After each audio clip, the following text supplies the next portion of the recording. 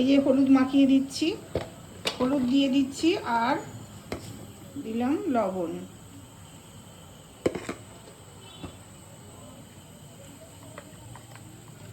মাখিয়ে একদম এটা ছাঁকা তেলে ভেজে নেব।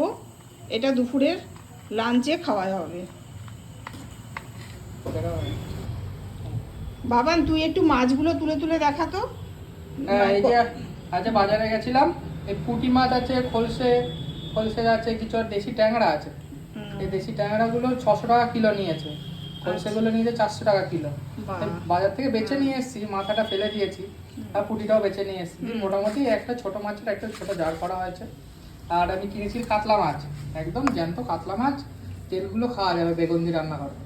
আর এখানে এই কাতলা মাছটা কেটেছি, মোটামুটি এক একটা পিস মোটে 50-60 গ্রাম করে তো হবেই। বড় দাগা করেছি, পেটিও বার করেছি, পেটিগুলো বেশ মোটা মোটা হয়েছে। 3 কিলো 3.5 কিলো ওজন ছিল মাছটার। আর এই 600 টাকা কিলো এই নিয়ে এসেছি কই মাছ, এক একটা কই মাছ 60-70 গ্রাম করে, সব বাছিয়ে নিয়ে এসেছি বাজার থেকে।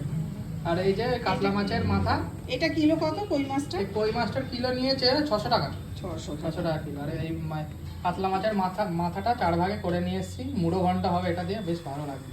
বাহ, খুব সুন্দর, শীতকালে খুব ভালোই মাছ পাওয়া গেছে।